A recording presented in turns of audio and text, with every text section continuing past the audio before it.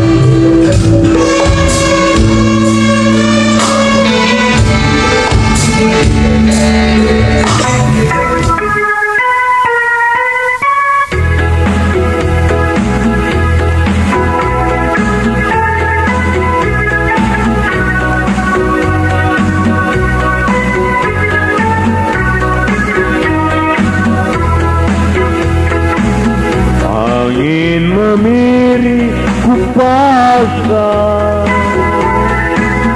ditujui pohon penganan ku sarua tak lupa. Menurut Haji Muhammad Yosutomo, Senyur artinya pohon kelapa dalam bahasa Kutai. Sedangkan pohon kelapa memiliki filosofi yang tinggi sebagai pemaknaan bahwa orang yang memiliki ilmu banyak biasanya semakin merunduk. Sepadan katanya adalah seperti halnya ilmu padi, semakin menguning dan berisi, semakin menunduk, tidak membusungkan dada, tidak sombong atau tidak mentang-mentang. Nah, itu kiat paling mendasar yang menjadi pegangan Haji Muhammad Yosutomo dalam mengarungi kehidupan. Terlahir dari pelosok desa Senyur, merantau meninggalkan kampung halaman, semula bertekad mau jadi militer, mengabdikan diri kepada nusa bangsa, namun jalan Tuhan lain. Tetap berjuang, berjibaku, berwira swasta, namanya pun melambung, dikenal dengan sebutan pengusaha sukses, masuk daftar orang terkaya di Indonesia, sekaligus dikenal masyarakat Kalimantan Timur salah satu tokoh kebangsaan, menjadi panglima di Forum Kebangsaan Kalimantan Timur, membina beberapa organisasi kemasyarakatan yang mengantongi surat keputusan dari Gubernur Kalimantan Timur. Nama rontak sari buntu,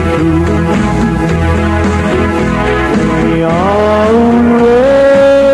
Haji Muhammad Yosutomo sangat menghormati desa kelahirannya bernama Senyur, tempat ibu yang melahirkan dan membesarkan dengan penuh kasih sayang seutuhnya, yang kemudian Senyur pun menjadi trademark dari beberapa hotelnya seperti Hotel Bumi Senyur di Samarinda, Hotel Grand Senyur di Balikpapan, Hotel Royal Senyur di Prigen, Jawa Timur, dan Hotel Puri Senyur di Samarinda, Kalimantan Timur. Dan sampai saat ini semua hotel tersebut tetap beroperasi. Bahkan di masa pandemi COVID-19 pun kondisinya tetap stabil, tidak ada pengurangan karyawan, mangan orang mangan kumpul. Sungguh itulah kemurahan Allah ketika Haji Muhammad Yosutomo berprinsip memikirkan kepentingan orang banyak, sehingga keberkahannya pun selalu ada. Ia sangat meyakini bahwa berfastabikul khairat banyak manfaatnya, Artinya banyak mukjizat yang Allah berikan. Dengan berpedoman pada filosofi senyur, pohon kelapa semakin tua semakin merunduk, maksudnya semakin memperkuat sujud kepada Allah, apalagi kalau rajin melaksanakan sholat di sepertiga malam. Masya Allah, hidup terasa tenang, tidak gerasa gerusuk, tidak ambisi, namun tetap pikir, kerja, sukses. Jangan pernah tunggu harap kosong, dan bila meraih kesuksesan tidak boleh sombong, bisa celaka.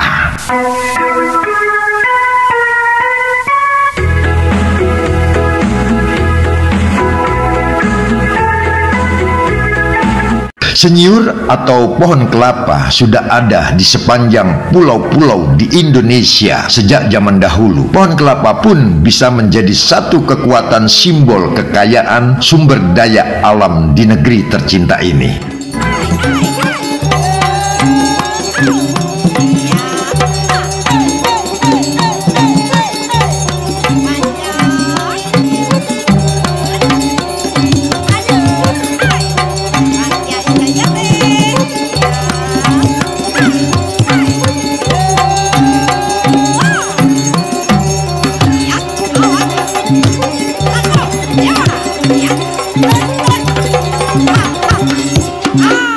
Salam penghormatan sekarang dimulai keren ya.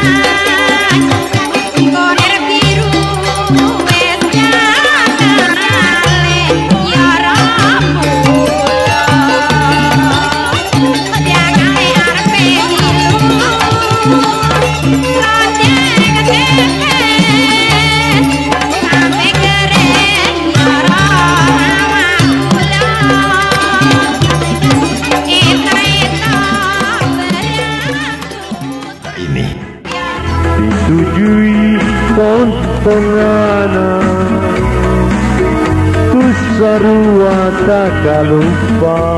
Sebagai satu bukti, Presiden Joko Widodo melakukan kunjungan kerja ke Provinsi Jawa Timur pada Senin, tanggal 22 Juli tahun 2024 membuka sekaligus meresmikan konferensi dan pameran kelapa internasional Kokotek ke-51 tahun 2024. Di kota Surabaya, Presiden diagendakan membuka sekaligus meresmikan Kokotek ke-51 tahun 2024. Bismillahirrahmanirrahim. Assalamualaikum warahmatullahi wabarakatuh. Selamat pagi, salam sejahtera bagi kita semua. Yang saya hormati Bapak Menteri Perdagangan, Menteri Sekretaris Negara, yang saya hormati Executive Director of International Coconut Community, Dr. Selvina C. Alnau, yang saya hormati Gubernur Provinsi Jawa Timur beserta Prokomvinda, para pelaku bisnis kelapa, hadirin dan undangan yang berbahagia.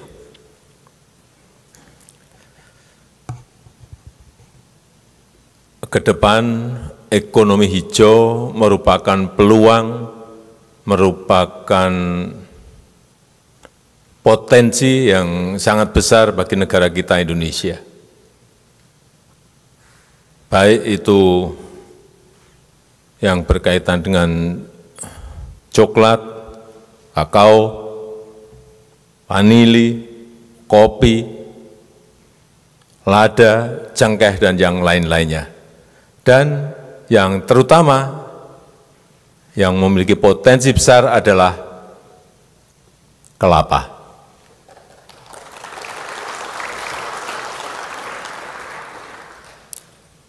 Kita memiliki luas lahan 3,8 juta untuk kelapa, dengan produksi 2,8 juta ton per tahun. Ini sangat besar sekali.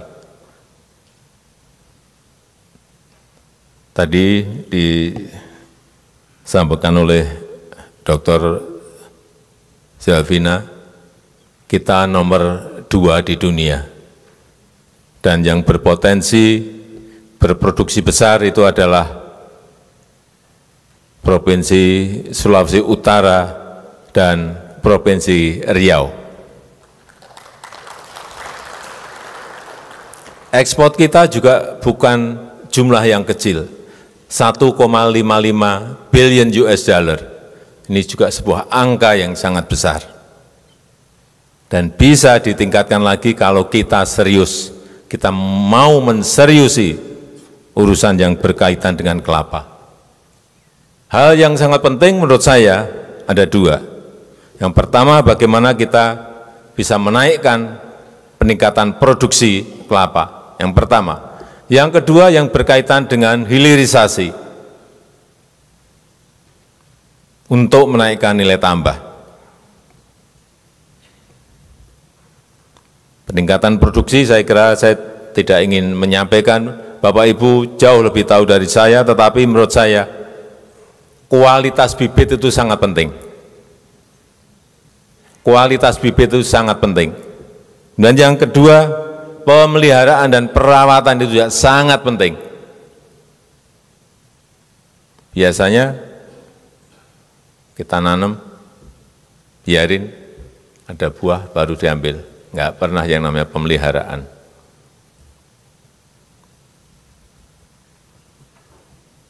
Yang ketiga, metode cara panen.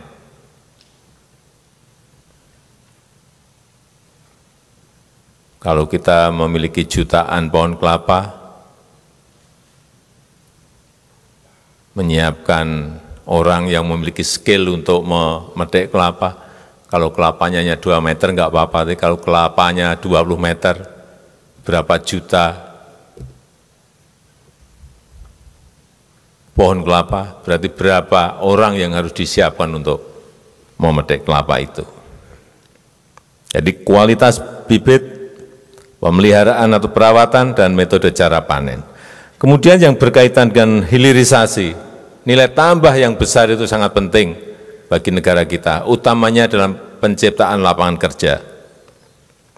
Riset merupakan hal yang sangat penting. Jangan sampai kelapa itu sampai 20 meter, 30 meter. Kalau ada kelapa yang langsung bisa dipetik dari bawah akan lebih baik. Tapi buahnya juga jangan buah yang jumlahnya sedikit, tapi buahnya yang banyak, lebih baik lagi. Inilah perlunya riset. Kemudian memanfaatkan teknologi, hilirisasi dalam rangka ke sana. Saya banyak melihat limbah kelapa sekarang menjadi bioenergi. Ini penting, saya kira ke depan. Ini terus bisa dikembangkan. Kemudian juga kelapa bisa menjadi bioaftur. Ini juga menjadi pekerjaan besar kita agar penggunaan ini bisa semakin meningkat dan diminati negara-negara lain. Konferensi ini sangat penting bagi Indonesia sebagai produsen kelapa terbesar kedua di dunia, dan Indonesia juga berkepentingan untuk memperkenalkan potensi besar kelapa kita, memperluas networking, memperluas jejaring, dan mencari peluang-peluang baru untuk pengembangan industri kelapa di Indonesia. Saya mengajak seluruh komunitas kelapa internasional untuk bersinergi, memajukan industri kelapa yang berkelanjutan, yang mendukung ekonomi hijau dunia. Saya rasa itu yang ingin saya sampaikan, dan dengan mengucap Bismillahirrahmanirrahim, konferensi dan pameran internasional Kokotex ke-51 saya nyatakan dibuka. Terima kasih. Wassalamualaikum warahmatullahi wabarakatuh. Coconut Technical Panel Cocotech Conference and Exhibition merupakan konferensi dan pameran kelapa internasional dilaksanakan setiap 2 tahun untuk mempromosikan sektor perkelapaan global, bertujuan sebagai sarana bertukar ide, praktik terbaik dan rekomendasi kebijakan, serta upaya kolaboratif mendorong ketahanan pangan dan energi. Cocotech ke-51 mengusung tema pemanfaatan potensi kelapa sebagai pohon kehidupan dan energi hijau, yang menyoroti pentingnya sektor kelapa sebagai solusi berkelanjutan.